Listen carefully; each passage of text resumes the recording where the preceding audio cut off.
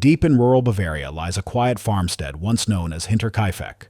Today, it is only a memory, an empty field, and a fading tragedy.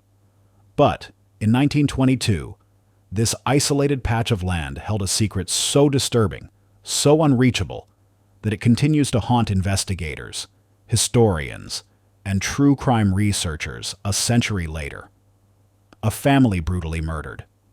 A killer who may have lived among them. And footprints in the snow that led to their door, but never away. Tonight, we turn the page of the dark notebook and revisit one of Europe's most chilling unsolved mysteries, the Hinterkaifeck Murders. The Hinterkaifeck farm sat alone between woods and fields, half an hour's walk from the nearest village. The Gruber family lived there, Andreas, his wife Cecilia, their widowed daughter Victoria, and her 2 young children. The property was quiet, self-sustaining, and separated from the world by dense forest. Neighbors described the farm as both peaceful and unsettling. The house was old, the woods were dark, and at night, the wind carried strange echoes across the fields. But nothing prepared the family for what was coming.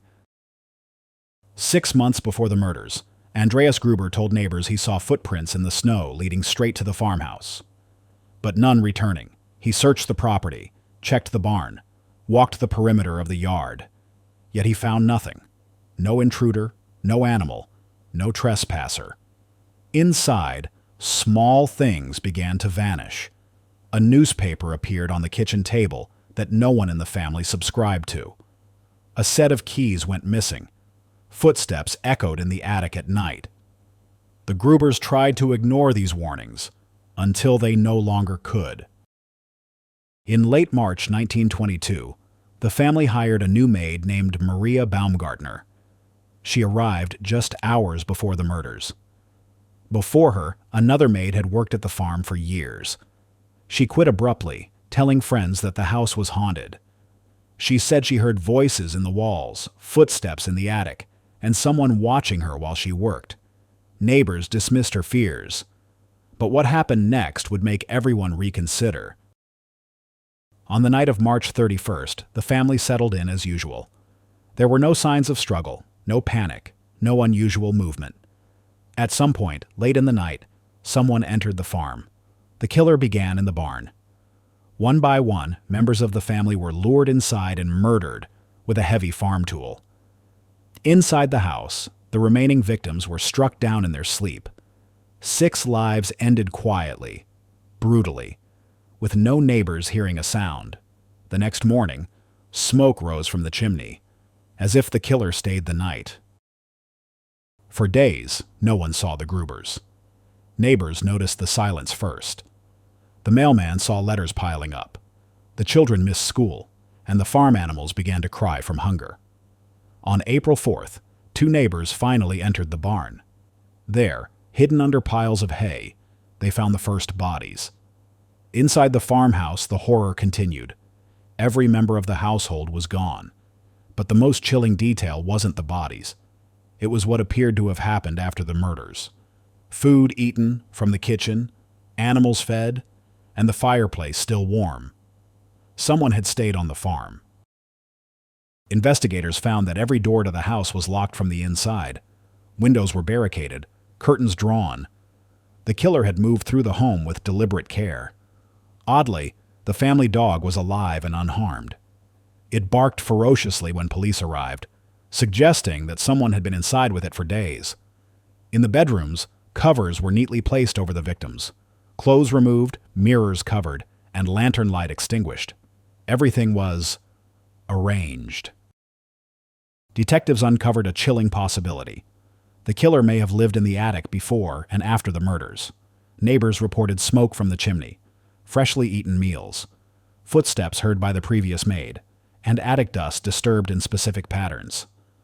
Some believe the killer hid in the house for weeks, watching the family, learning their habits, and waiting for the perfect moment. If true, the Grubers were never alone. Dozens of suspects emerged. A jealous former lover, a disgruntled neighbor, a soldier returning from war. Even Victoria's ex-husband, believed dead in the war, was accused by some. But every suspect had problems: missing evidence, poor timing, or weak motive.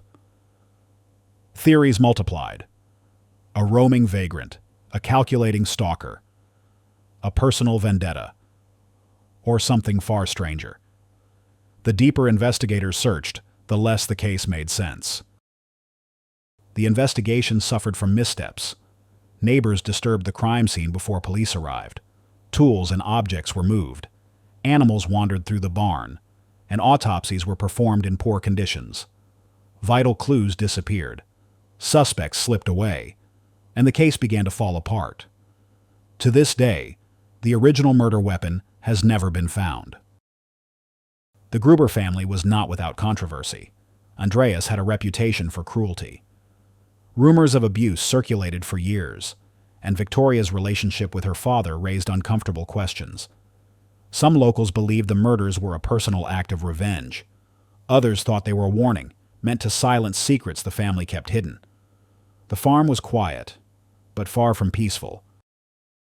One of the most unsettling details of the case is what the killer did after the murders. He stayed. He slept in the house. He ate their food. He tended to the animals. He walked through the rooms with no fear of being discovered. Footprints showed movement between the barn, the kitchen, and the bedrooms. For several days, the killer lived among the dead. In 1923, just 1 year after the murders, the Hinterkaifeck farm was demolished. The land was leveled, all buildings removed. Nothing left but an empty field. Today, only a memorial stands in its place, a silent reminder of a crime that has never been solved. The wind still moves across the empty land, but the truth of what happened there remains buried in darkness. Thank you for joining me on this journey into one of Europe's most haunting mysteries. If you'd like more stories hidden in the shadows of history, please like this video, and consider subscribing to The Dark Notebook. There are many more pages yet to turn,